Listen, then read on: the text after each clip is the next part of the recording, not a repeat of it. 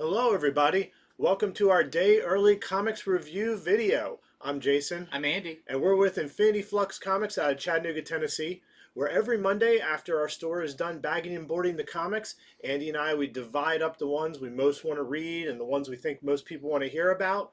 We read them and we do this little spoiler light review where we're going to tell you about first appearances, major collectability reasons you might want the books. But more than that, we're going to explain what these comics are about, especially the number ones, where if you see them in the store, it's just hard to know much about them just based on the cover. So we're going to tell you more about them without revealing everything, so it's still fun for you to pick up these comics and read them. For sure.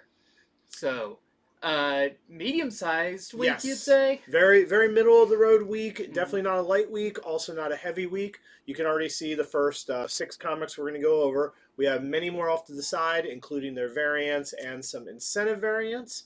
I'd say this would be a heavy week, except not a lot of DC, really. Yeah. So, but let's go ahead and get started. Andy, what did you read first? First off, I am talking about a new book from Image and Daniel Warren Johnson called Do a Powerbomb. That's the most Daniel Warren Johnson title I have heard. Followed up by Do a Barrel Roll. So, Do a Powerbomb is really, really fun. It definitely fits in Daniel Warren Johnson's style, kind of over-the-top action and just the way bodies move and everything. So in this, we start with a character named Ewa Steelrose, who is a pro wrestler. She is the world champion pro wrestler. Just fans all around the world. But this is a little bit later on in her career, and she has a family and a daughter, and so that's kind of what's most important to her. But she still loves getting out there and fighting. So she has a match against, what was his name? Cobra Sun. And Cobra Sun is kind of the big villain. He comes out, people boo him. These are little, it's kind of a mix of kind of a luchador and just like American pro wrestling. Yeah. It's kind of like in this world, wrestling is like the biggest sport ever. So you get a wide variety of characters and everything. But something happens in their match with Steel Rose and Cobra Sun. There's a slip of the foot and a move that was supposed to be, bad, but, kind of planned, goes horribly wrong. And Ewa Steel Rose dies. It's not a spoiler. It happens right in the beginning of it. But we jump 10 years into the future where her daughter, whose name is Lona, is now becoming a wrestler.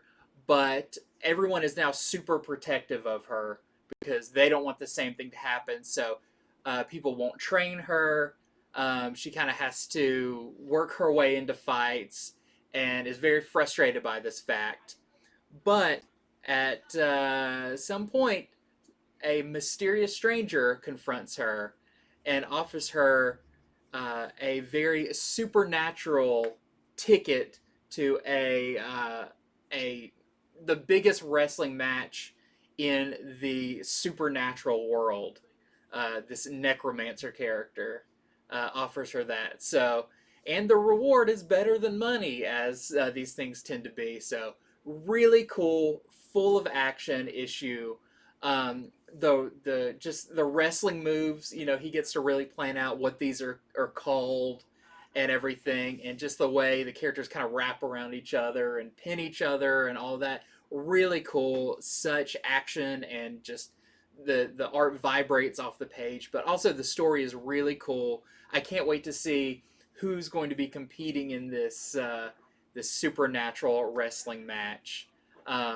So I highly recommend this. This was one of my 2 favorite reads of the week. They're pretty different books, but so Do a Powerbomb by Daniel Warren Johnson. Yeah, he likes to come up with wild characters with wild powers. Yes. Which is a perfect match in this. Does somebody do a powerbomb? I believe so. I believe there is a powerbomb that is moved along with some the Pillars of Golgotha, which is a great move that's done in there. Just all of those crazy moves. This was a series that was touted as pro wrestling meets Dragon Ball. So you can imagine how over the top the drama is and the action. So very cool. Can't wait for the next issue of this. We have a variant for it as well. This is the James Heron variant, and that's Lona on the cover. You know, running a comic store, I've definitely run into some people who read comics, but we'll be talking about wrestling, and they will be just like, you could tell they don't watch wrestling. But I don't know if I've met anybody who likes wrestling a lot who doesn't also at least kind of like comics. Yeah. The two really go together in a strange way. The drama and the action, the good versus evil. The characters. Yeah, the clear-cut sort of good and evil. All right, so I read Grimm #2, and I'm very happy to report this is one of my favorite reads of the week. So Grimm #1, excellent, excellent first issue. This #2 is a great follow-up. What do we have on the cover? We have our main character, Jess. She is the Grim Reaper there, the one with the human-looking face, oddly. And all around her are people with skulls, and that's because she kind of touched the human world. She is the only Reaper who's been able to interact with living people. But, of course, to them, I think as this cover showing, you know, they're all just dead people waiting for the expiration date. So this is by Stephanie Phillips with the interior art by Flaviano. I have to say the art in this is awesome. Really, really good. I mean, he's not trying to like paint Sistine Chapels everywhere, because some artists are great because their backgrounds are amazing. This is just a very well done panel by panel traditional comic where Flaviano is good at drawing things that at points are really beautiful and at other points are very terrifying, including the main character who, when she gets angry, her face turns into sort of a Grim Reaper skull. So in issue #1, she lost her sight for a little bit, but through this discovered that she was able to interact with people, which is the only Reaper to be able to do that. But also, she's the only Reaper that can't remember how she died, and that's a major sort of mystery. Well, in this one, her and her two Reaper friends further explore the mystery by sneaking into Death's records office. Okay, so this is a records office of the Death, the Grim Reaper. Okay, they might be little Reaper people, but the Grim Reaper's in this, and he is anything but that. He is very, very scary. So they're going to try to steal her records to find out how she dies. Meanwhile, you get the Grim Reaper who's on Earth doing some really messed up stuff. You get a really great splash page that's really terrifying of what the Grim Reaper is doing on Earth to, in his own words, balance the ledger. So not quite sure what that means yet, but it seems like all these secrets Jess is unearthing are having huge ramifications, not just with the world, the afterlife, but with the, you know, our world, us living people for now. So excellent issue of Grimm #2. If you like that first one, I think you're going to really like this one. I have real high hopes for this series, I have to say. The first one, I was like, this is great, but I want a little more. Now I'm hooked. Now I'm legit hooked. So we got, of course, the obligatory amount of variants. So we have the Flaviano foil variant. So it's the same as the regular cover, just in foil. This one's interesting. This is the Stephanie Hans variant. And I don't believe this was ready when us retailers had to order. Yeah, I don't remember seeing that one. Yeah, so I have done a little poking around. I think this was under-ordered, so you may want to contact your store and make sure to get this one before they're gone or up in value. Then we have a Jenny Frison variant, which you're going to see a few times because there's also the 1 in 25 Virgin version of this. Also, the scythe is white on this 1 in 25. We're selling this to our customers currently for $45.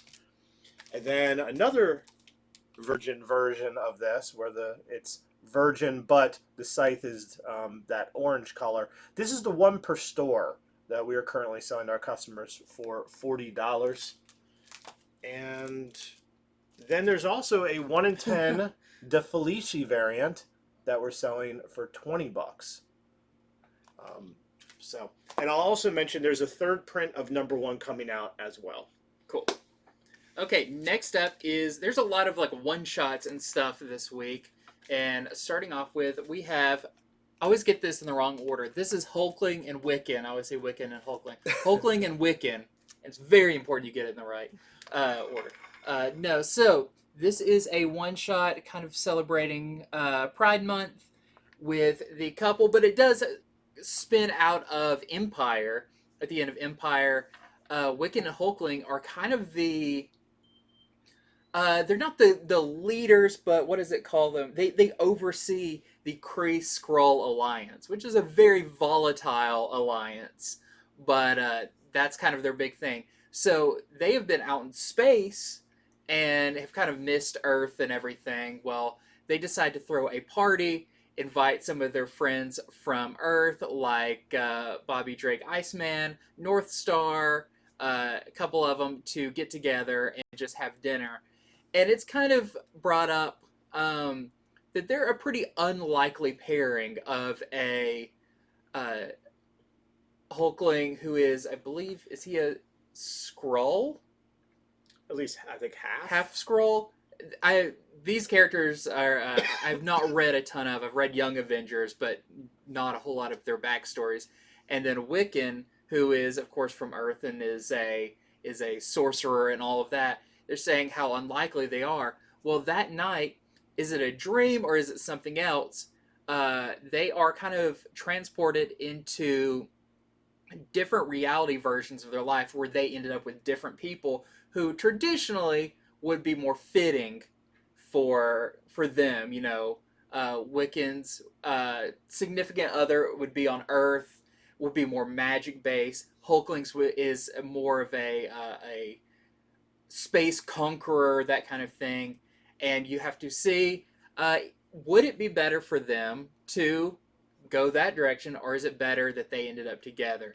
Now, the thing that I don't like about this is actually on the variant, there is a mystery to, is this real? What is all of this? And the variant kind of gives it away, which is not always great when they do that. But it's still a fun read. If you're a fan of those characters and you want to see what they've been doing since Empire, they haven't really shown up too much. Empire was a while ago. It was, yeah. And it even brings up, like, after Empire, and it's like 3 years ago or something. But, yeah, so that is what this issue is about. This is our A cover.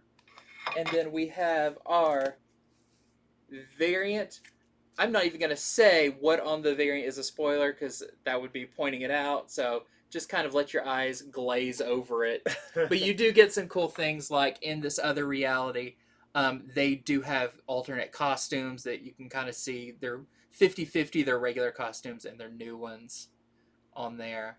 And their significant others are also on there. So that is the variant, just a one-shot this week, and just the one variant cover. Okay, so I read Spider-Man 2099 Exodus #2. So right on the cover there, it says introducing Loki 2099. So this is the first appearance of Loki 2099.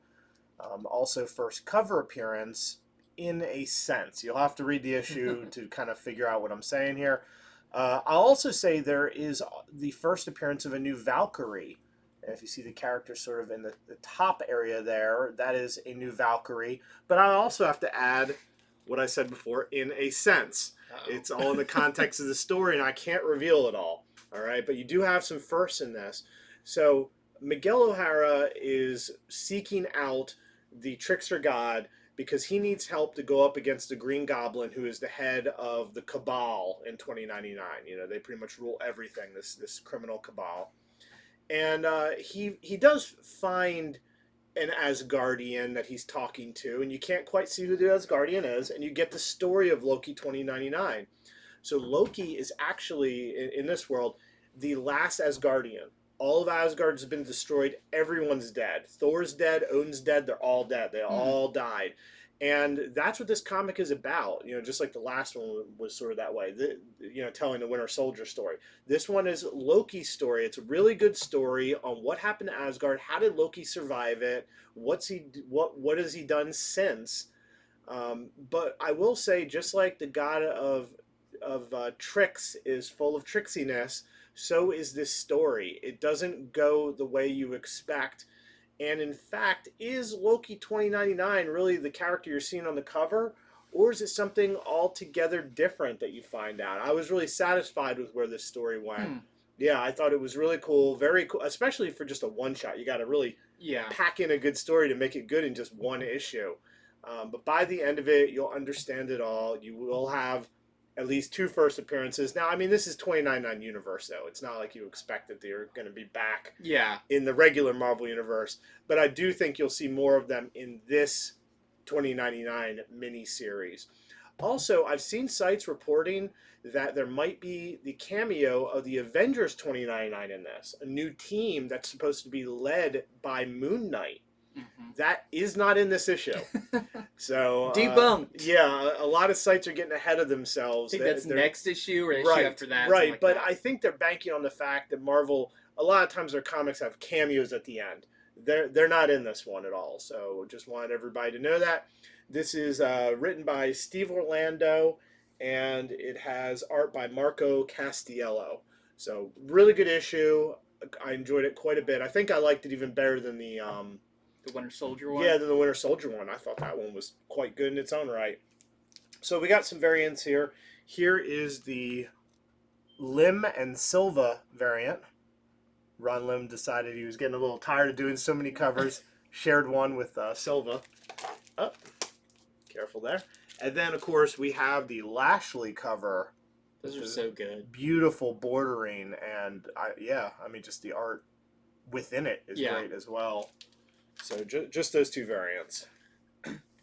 Cool. Well, still on the Daniel Warren Johnson kick, we have Jurassic League #2.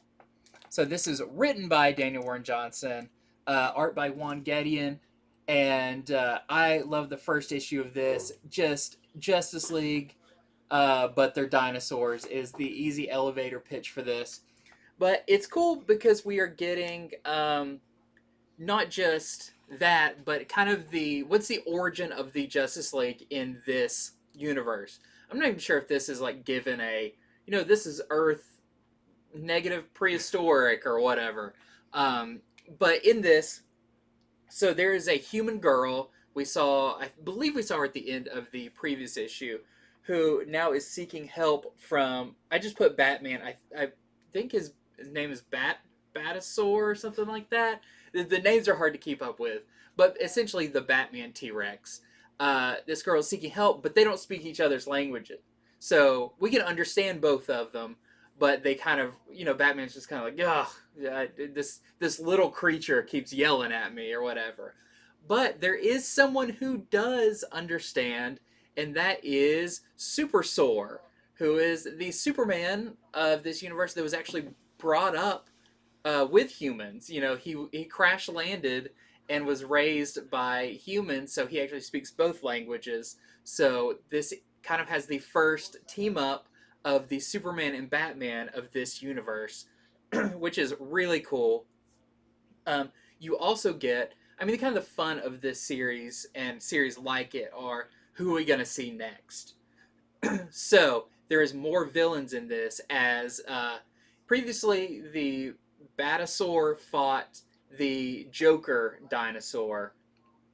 Well, he was injured, but he is being rescued by Reverse Slash. Instead of Reverse Flash, we have Reverse Slash, and they are all working for, at least seems to be working for, someone. I'm not going to give away who it is, but it is another super cool mashup of a character and a dinosaur that have bigger plans they're working towards.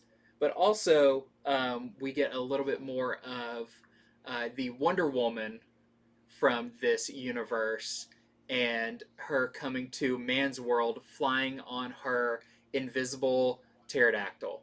So if that just does not sound like heaps of fun, definitely check this out. I think this is such a fun series. Just every page is a joy, just for the craziness going on. Super cool characters. Once again, McFarlane, you have to make figures of these characters. It would just be, it's perfect for that. So that is our A cover. And then we also have this really interesting Perkins variant. It's you know, in the next Jurassic Park, they're going to uncover the Jurassic League, big crossover. Okay, so I read Captain America, Sentinel of Liberty #1. So, of course, Sam Wilson has his Captain America series going on, and so Steve Rogers has this series. So on it, we see Steve throwing a shield, something we see all the time, but I'll tell you, if you look carefully, you'll see there's sort of like a little skull reflection in the shield there. And that seems to be where this story is going. So I bring up Sam Wilson because Steve Rogers, he kind of needs a break in this. You know, he's been through, I mean, from the 1940s, you know, for 5 years then, and then, of course, he got thawed out. All his stuff with Avengers now, he's been through a lot. And so he kind of figures now that Sam Wilson's out there with the shield, being Captain America, he can pump the brakes a little bit. So in this, he gets sort of a nondescript apartment. He just wants to be left alone and be in his thoughts. He starts thinking about what he does know and what he doesn't. And he does know a lot of big life things. You know, he knows what he thinks liberty is and what peace is and what love for your fellow man is. But then he admits to himself, outside of these big concepts, there's a lot he doesn't know. So he's starting at a very low level. In this one, watch as Steve Rogers takes an art class.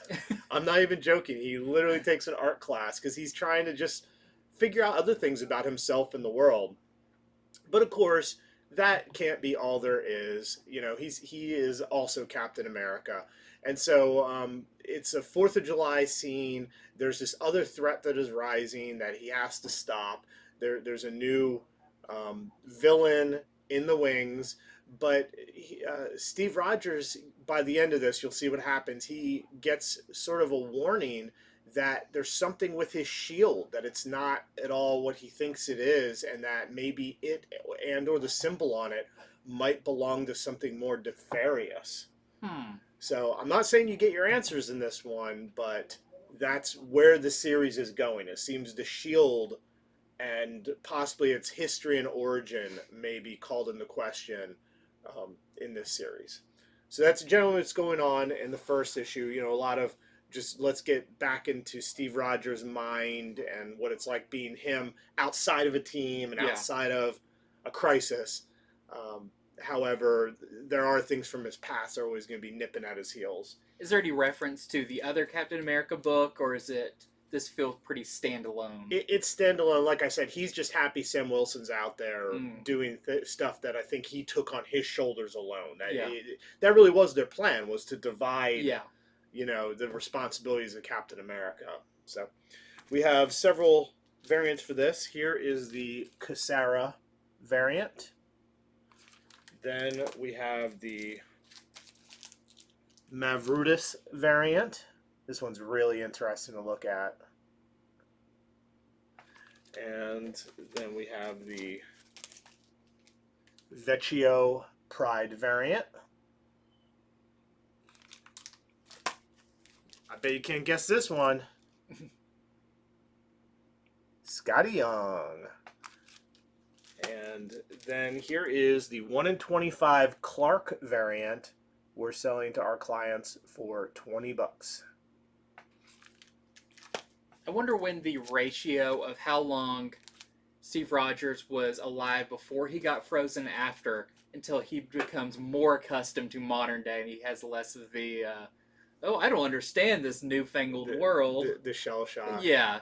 Yeah, you know, I mean, he was Captain America for 5 years before he got frozen. They actually could reconfirm that in this. But I don't know what year they consider him to be unfrozen at this point anymore. No, I always wonder how long has it been in the, you know, current Marvel. Right. Do they say, has it been 10 years, 20 years, whatever? It's hard to say. Yeah. Okay, so next up, I'm going to talk about the book, and then we'll kind of discuss why you may not be able to find it this week. So, I am going to talk about, which, unfortunately, it was probably my favorite book of the week. So, prepare to be depressed afterwards, but we'll see. So, 8 Billion Genies, #2. I would dare to say this was maybe better than issue number one, and issue number one was really good. So, of course, this is by Charles Soule and Ryan Brown.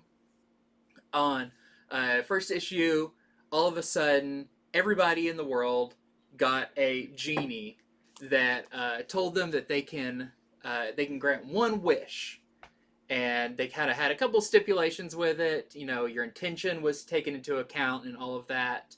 And then we saw, I believe it went up to maybe the first 8 minutes of what happened with this, what people wish for. I mean, it did not take long for the population of the Earth to change and the shape of the Earth to change. Things got insane and also very dangerous very quickly. Yes.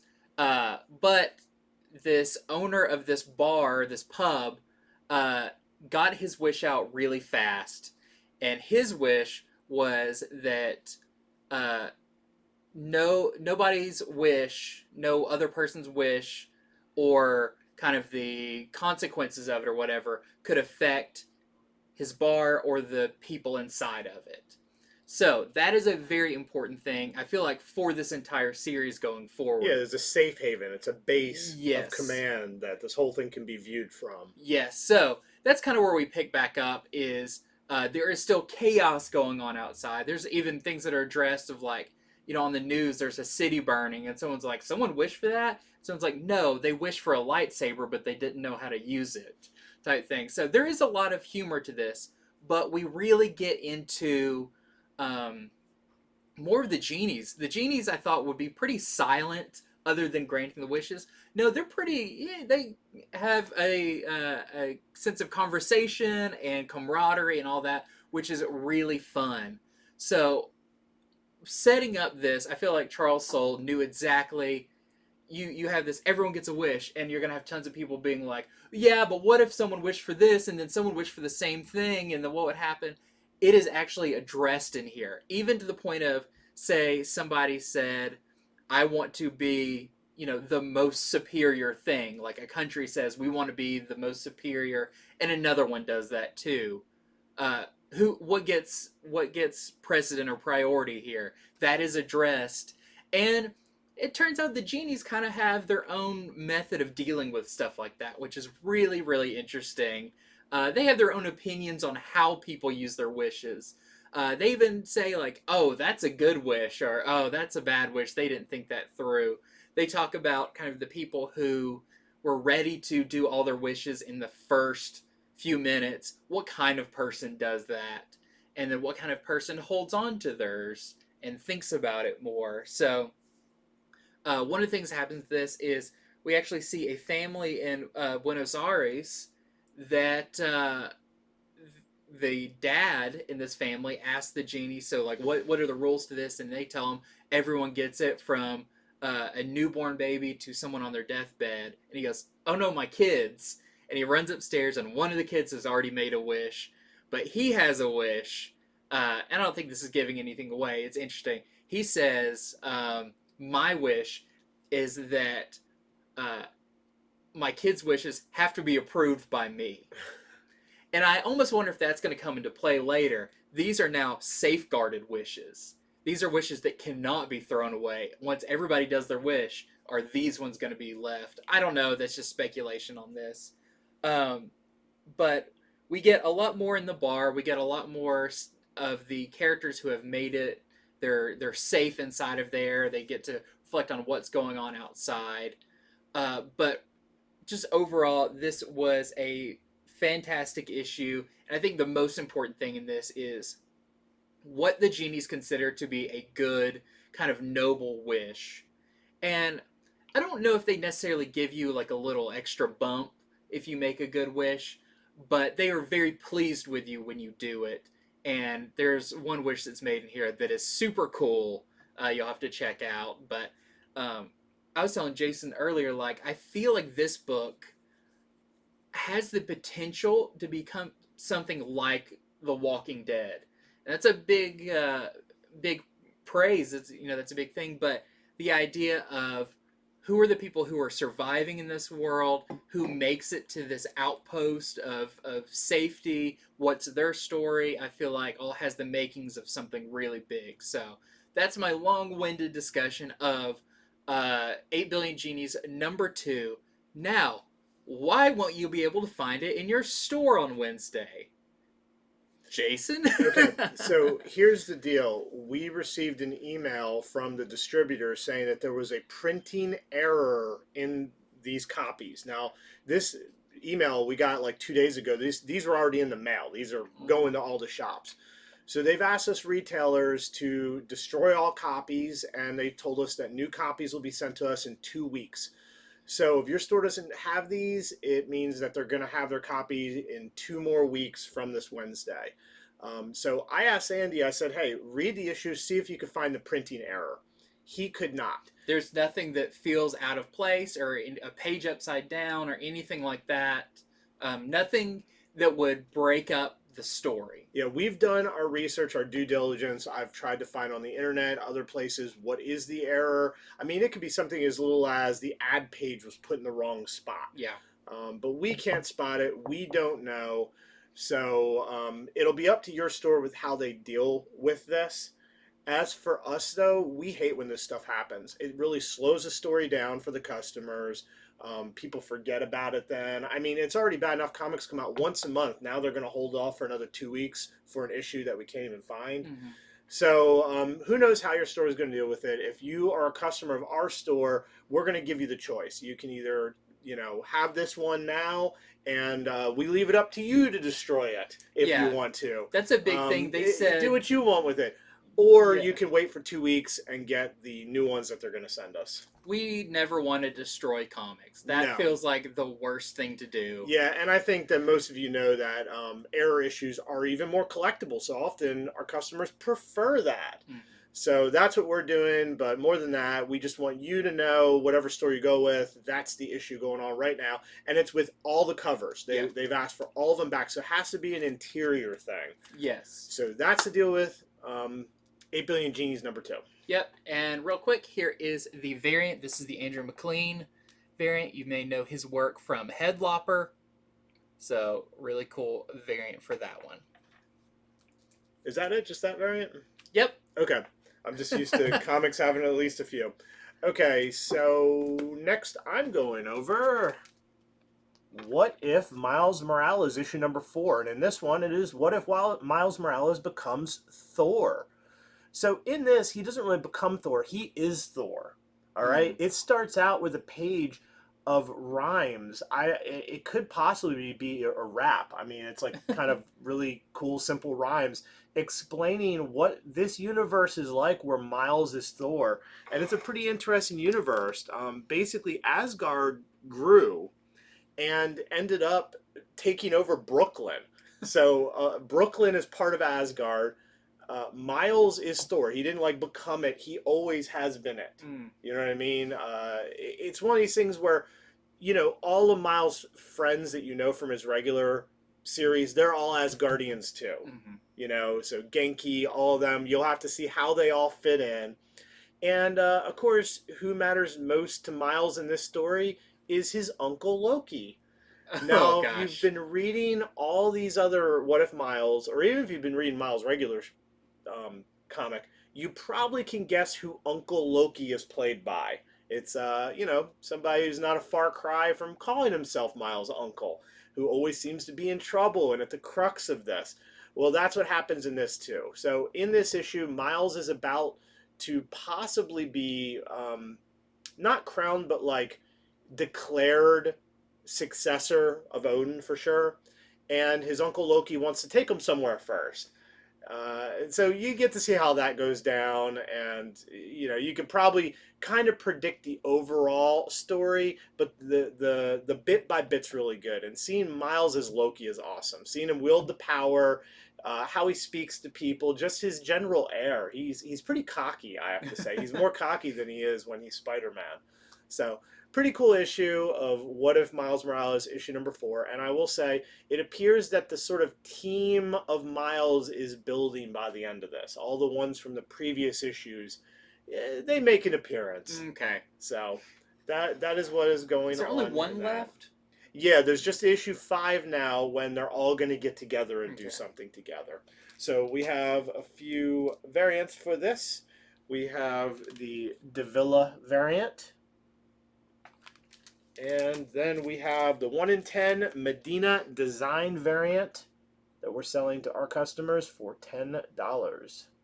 He's also really buff as Thor. He is very It comes buff. with the godhood. Yeah. Is the muscles. Okay, next up, just one I'm going to mention that came out. Some weeks we get some with ton of Star Wars books. Some we just get one. We've got Star Wars Bounty Hunters. This is issue number 24. So if you've been following it, you know what's going on in the story. But I will say, this does start to have a little bit more of tie-in to the Crimson Reign, and maybe even the Knights of Ren show up in this. So pretty cool issue of Star Wars Bounty Hunters. We've got some variants for it as well. We have the Basil Dua Pride Month variant. And we have these new ones they've been doing, the Sprouse Choose Your Destiny variant, this time with General Grievous. I still don't 100% know what these are supposed to be. Like, Choose Your Destiny. We've got the lightsabers over on the side. You got the character. I don't know. They're cool. So that is the Sprouse variant for that. Yeah, we've talked about it. Yeah, we can't quite figure it out yet. Maybe when we see more of them. Yeah. Okay, so I read a new book from Aftershock called A Calculated Man. See the math to the title there. So there's a few reasons you might want to pick this one up. The first one I'll talk about is that this has already been optioned as a Hulu show. Wow.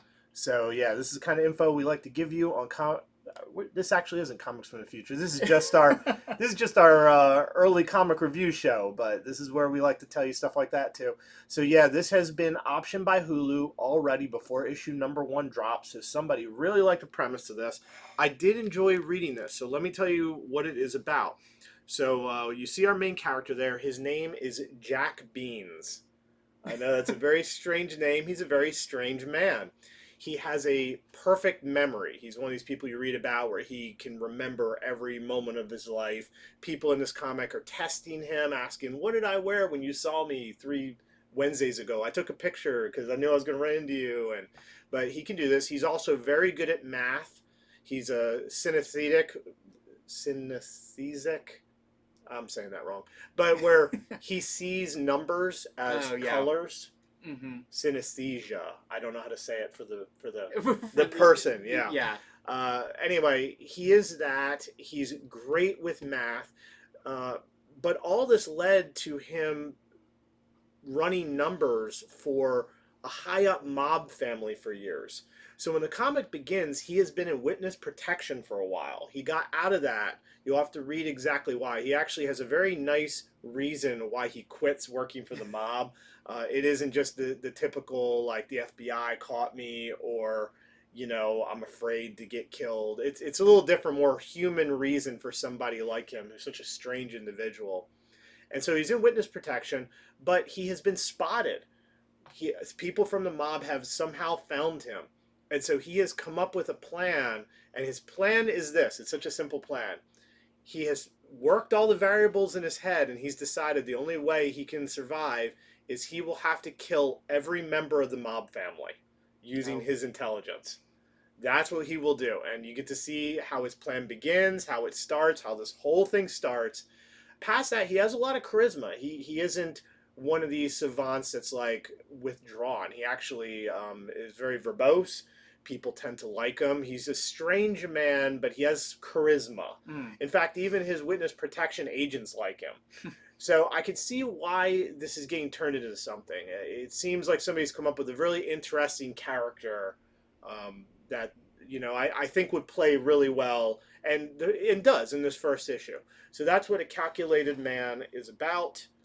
There is only, there's only one variant. It's an incentive. This is a 1 in 15 variant. The artist's last name is Muti, and we're selling it for $20. Okay, next up we have one that bears some explaining of what it is. This is not all original material. This is uh, DC Pride Tim Drake special. So this actually collects I believe there's only two stories that were in Batman Urban Legends that involve Tim Drake and his new love interest. But what I think is really cool, so if you have read those, it gives you those two. You know, they were pretty short. They're only a few pages long because they were in that kind of anthology. Um, but what is very interesting is the new content that's at the end, which I was very interested in because it involves Tim Drake teaming up with Stephanie Brown, his previous girlfriend. And the story is called The Elephant in the Room, or An Elephant in the Room, or something like that. And it's actually where they are investigating this ghostly, like, albino elephant that has shown up in Gotham.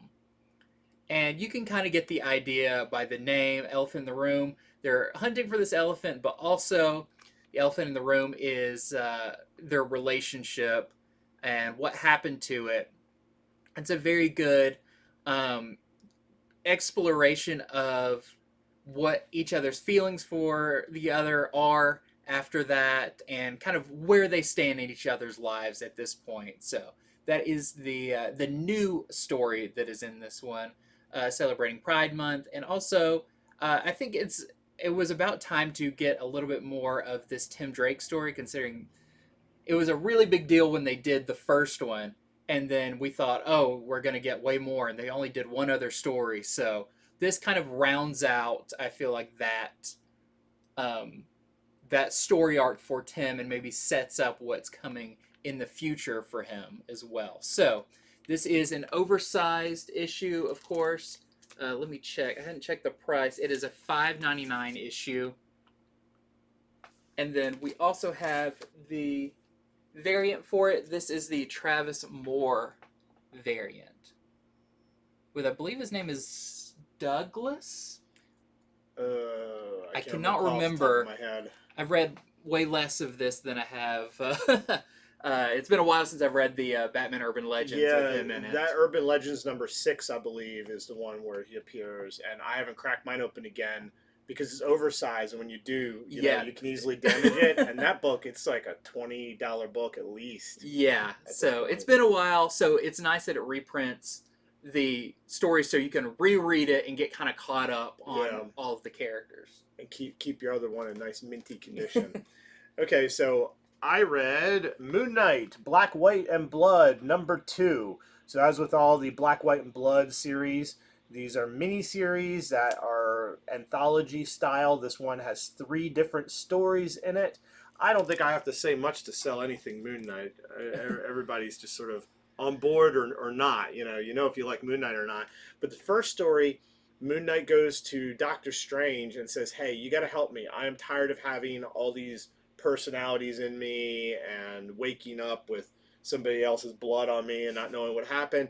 So Doctor Strange gives him a way to go to somewhere in Egypt to find sort of like a secret temple that gets him as close to Khonshu as possible, so that Moon Knight can beg Khonshu to pick another avatar. That's generally the idea of the first story, is him trying to beg Khonshu to just, could you choose somebody else? I've done this long enough. In the second story, Mark is having a very, very late dinner, almost breakfast because it's so late, with his other personalities in a diner. And they're used to him doing this. So it looks like he's talking to himself, but it's him and a few other personalities. And they're trying to figure out who is in control of him when he got different injuries. Oh, that's pretty fun. Like, my eye's black. Who did this? And hey, I got this cut here. You're supposed to sew this up before I come to, as Mark Spector. So that's a good one. And in the third story, it's a story from Moon Knight back when he was a mercenary. So his past. Mm-hmm. And in that one, he goes up against a very bloodthirsty soldier. That one might have the most red in it from the black, white, and red of the title. So, good issue of Moon Knight, Black, White, and Blood, number 2. That's generally the premise of the 3 stories in there. And then as far as variants, we have just the one, the Weaver variant. The A cover of that's really good too. I think it's a Ryan Stegman It A is. cover. Yeah, it's Stegman and someone else, Hmm. actually. Yeah, actually, I think it was Stegman and two other people. Oh, weird. Yeah. I wonder if he had maybe an inker and a colorist or something. Yeah. But super cool. Okay, next up for me, I have another one shot, and I'll briefly mention this one. This is called the best Archie comic ever. Bold, very bold claim. So you may have read a little bit of this in the free comic book day Archie comic issue. Had some kind of snippets from this, but this is a one shot, and it's an anthology style, exploring kind of the multiverse of Archie. Starting with a story about Pure Heart, which is, of course, Archie as a superhero. That is, it begins with Archie waking up in a movie theater because they just saw the Pure Heart movie. And then they go outside, and Jughead's like, "Hey, look, there's actually Pure Heart flying there." And it's a very trippy snake eating itself type story. Um, and then we have what's probably the funniest is Jughead, who is the Ham Barbarian. It's a mix of hamburger and barbarian, but it's very Conan like. The art is really cool. It kind of has a certain tone to the art that makes it look like a classic Conan story, where, of course, Betty and Veronica are chained up in a cage, and it's up to Jughead as a barbarian to rescue them. And then we have a story about Betty and Veronica are secret agents. So, a really fun one-shot story in the Archie universe. We actually have a lot of people, Fred Van Lint, Tim Seeley, a bunch of big names that you know working on this issue. So, just a one-off, but I bet we're going to see more of these kind of what-if Archie stories. And just the one cover. Okay, so I read Wonder Woman issue number 788.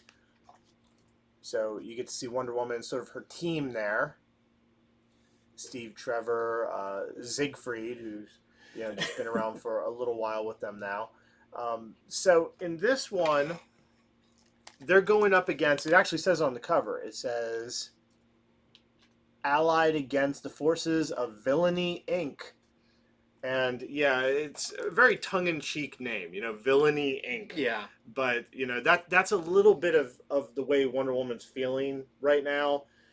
So you've got the evil Dr. Cisco is leading Villainy Inc. And he, of course, is all about sort of mind control. He's become a bit of a celebrity. Well, now he is backing this new product called Milk Plus, which has to be a bit of it's called Milk Extra. Okay. It's got to be a nod a little bit towards Clockwork Orange, because in that they had Milk Plus. Yeah. So that's why I got confused. But yeah, it's called Milk Extra, and he says it's the milk for adults. Well, they think that this is something he's using on people that's going to control their minds or poison them. They're testing it, all this. Meanwhile, there is this rise of protesters against Wonder Woman, and they don't seem to really have much of a reason. Like, they go outside the Hall of Justice, they're protesting her. It seems very linked to this. And at the same time, Cisco, as of last issue, he pulled together a bunch of other past Wonder Woman villains for his Villainy Inc. team. You get to see more of them. You can see Dr. Poison. He has this one like mathematician villain who's helping him figure out the odds to sort of wreck her image. It's very much he's trying to defeat her in more modern day terms, where you can just ruin a person's reputation.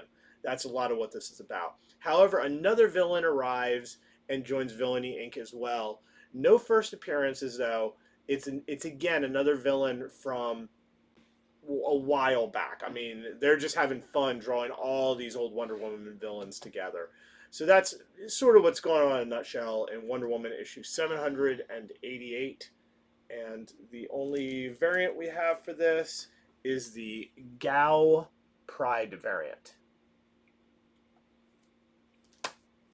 Okay, and one that I don't really need to go over because it came out many years ago, but this is a really cool reprint just in time for their have the new miniseries coming out, New Fantastic Four, starring Spider-Man, Wolverine, Ghost Rider, and Hulk as Wolverine. Well, this collects that original storyline. It collects Fantastic Four issues 347 through 349 to kind of get you prepared for that new series. So, if you want to check out that classic story with beautiful Art Adams art, this is out this week. Just the one cover, and it is, let's see, a $7.99 reprint issue, but definitely worth it. Okay, so I read Seven Sons #1. You can tell right off the cover that this is some Jay Lee art here. He's not the writer, though. It's actually written by Robert Wyndham and Kelvin Mayo wrote this. But Jay Lee did this cover. He did all the interior art. So this is one where, we do this show about, hey, let's explain what these books are about, because what can you tell from this? It's called Seven Sons. There are 7, it looks like sons on here. One looks like a baby. They all look different age, but it doesn't tell you a lot. Well, I read the first issue, and this is a true indie comic in that by the end of the first issue, I'm still a little confused. But it's not because it is written to confuse or written poorly. It seems they're telling a big story. Okay, this is sort of biblical, mythological sort of tale. It is set in the 1990s on Earth, but its Earth was at least a different history as of the 90s. There's a guy who came forward. He wrote a book that made a lot of prophesizing. He said that there were these 7 sons that were going to be born in different continents. They would all be virgin births. They would all be identical twins, but all spread out. They would come together, and then little by little, it would be decided which one of them was like the true son of God, and he's going to lead humanity to all this greatness.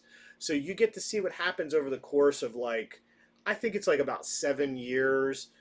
Some parts of the story take place in 98, some in 97, and I think some in 93. Well, there's an evil group that rises up who doesn't want this to happen, and apparently has killed 6 of them by the time the last one is decided, hey, it was you. You're actually That's convenient. But it can't be that simple, and it seems like there might be maybe another godlike figure or son who is emerging as well. But you'll have to read it. You'll see what I mean. The art's good. The story's there, but it's definitely by the end, I'm like, okay, I need more. I'm not sure what all is happening exactly. This feels very big, too big to get into 26 pages, 24 pages. It needs a second issue there.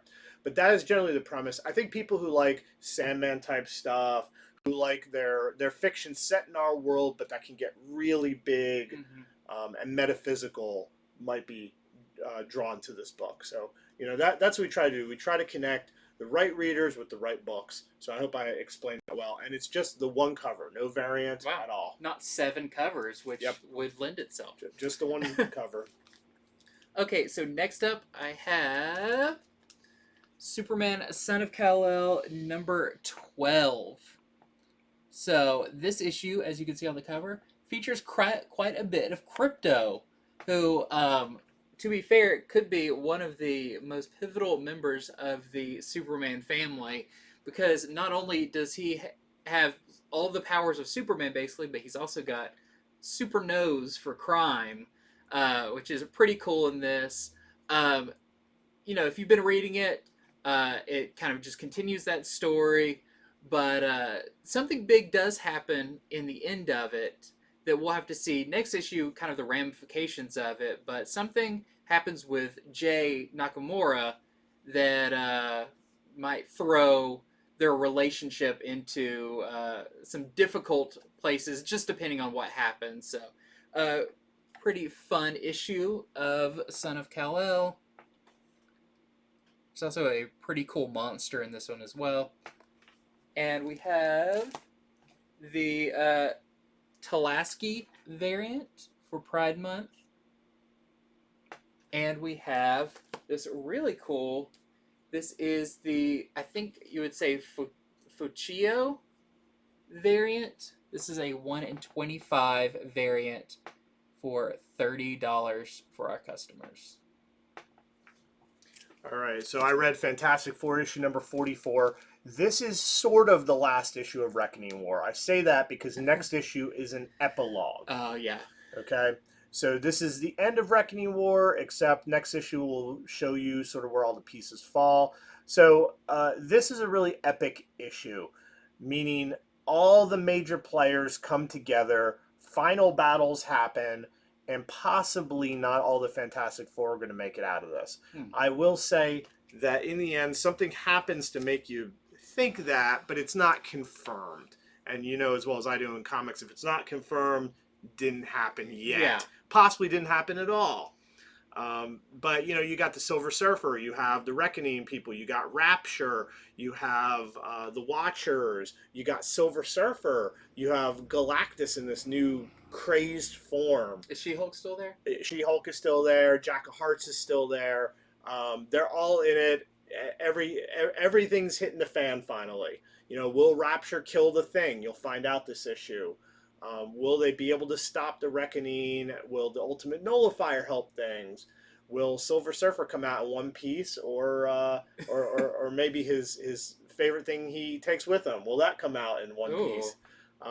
You know, they've promised this will have repercussions. We'll see.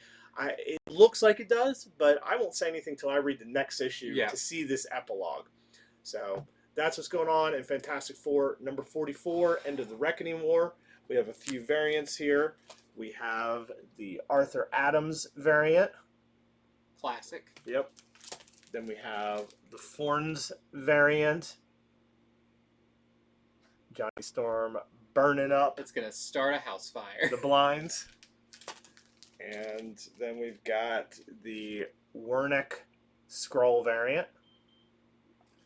And lastly, there's a 1 in 25 GIS variant that we're currently selling to our customers for $45.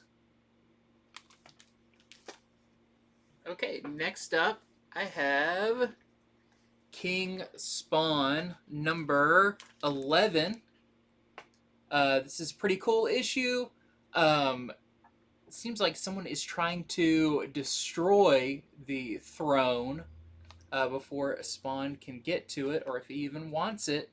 So, pretty cool issue. This is our A cover for that. And then we have our... Let's see, this was...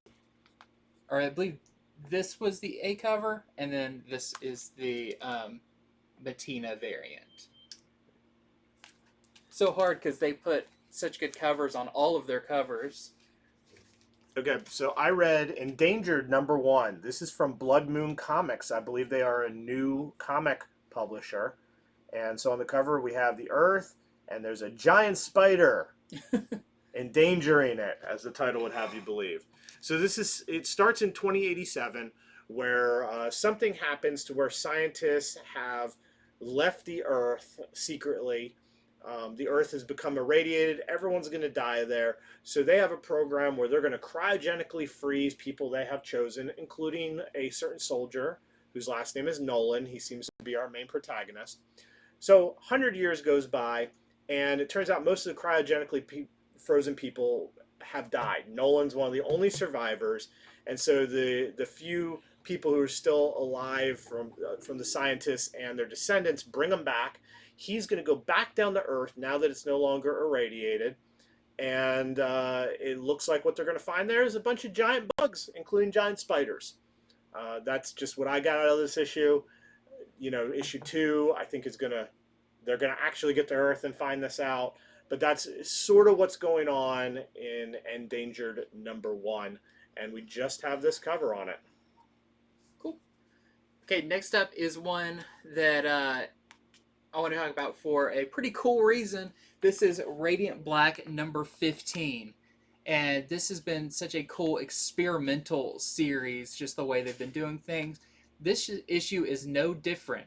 So, it's a good issue of Radiant Black, but the key thing is you get to a page where Radiant Black is about to fight a big villain, but it's just a 2-page spread of them kind of facing off, almost like in a video game, like once you pick your characters, then you hit start, you see them kind of like face off against each other before the fight starts. Well, there is a QR code at the bottom of it, and it says, like watch the fight or something like that. And if you scan it, now here's the bad part for me. It is not active yet. Yeah, we read these before they're released, so the site isn't active yet. The site isn't active yet, but at the end of the book, there is kind of a how it's made, and it looks like there is going to be an animated fight scene with fully dialogued everything.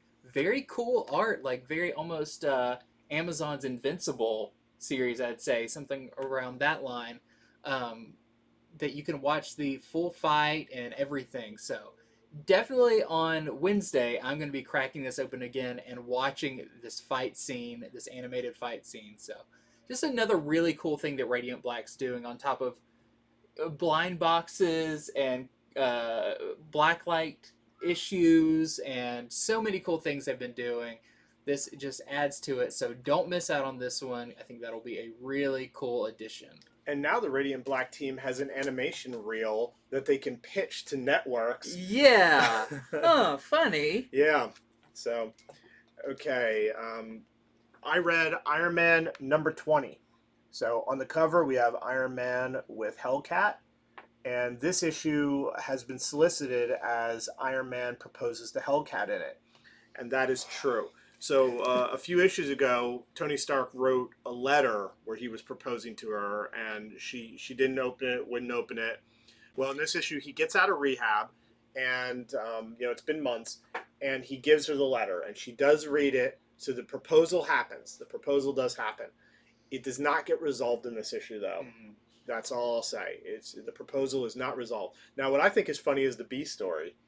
The B story is Tony Stark in an Iron Man suit that is depowered, okay, it's pretty much powerless, has to go up against an intelligent, rampaging gorilla who is personally angry at him and feels like he won't give him a job because he thinks he's too good to have a gorilla work for his corporation. I kid you not. That is the whole B story, and it's very funny. It's just such a contrast from will they, won't they? Oh, but meanwhile, he has to fight a gorilla. So, and who wouldn't want to hire a gorilla? I thought it was funny. I had a good time reading it, but, it is nothing I think that is going to be like tripling in value anytime soon. So that's what's going on in Iron Man number 20, and we got some variants for it. We have the Cola variant. I like that one. We have the Silva variant. And lastly, we have the Fairy Scroll variant. He looks very happy in that one. Mm-hmm. That's funny. Okay, and I believe the last up for me is, make sure I grab the right one. Yes. Sandman Universe presents Nightmare Country number 3. So this continues to be a very scary, trippy book. Even you can tell on the cover, his eyeball is eating a steak. So this one, our kind of protagonist, Flynn, comes face to face with Mr. Agony and Mr. Ecstasy. And they are just as horrifying as you've seen leading up to this. They confront her at her room. You'll have to see what happens. Does she make it out of this? In the Sandman universe, a lot of weird things can happen. The other thing I really like about this series is they go between kind of the real world and then the dreaming. And they've had different artists do the dreaming. We had, I believe, Yannick Paquette did one of them. And this one we have Francavilla do the dreaming with the Corinthian sitting on a beach and all the horrors that come out of the ocean. It just very cool, very Sandman. So that is this issue, and we have a Francavilla variant for it. All right, so that is our show for this week. We hope we have done our job and we have told you about these comics so that when you go in your comic store on Wednesday or whatever day you stop by, that wall of new books does not overwhelm. You can look at it and go, I know what I want. I know about you. I know what's going on in that comic. So that is our goal. And if you enjoyed this, please hit subscribe. We do appreciate that. We'll be back on Friday with Comics from the Future, where we'll talk about all the new comics available to order this week. So have a great day, and we will see you then.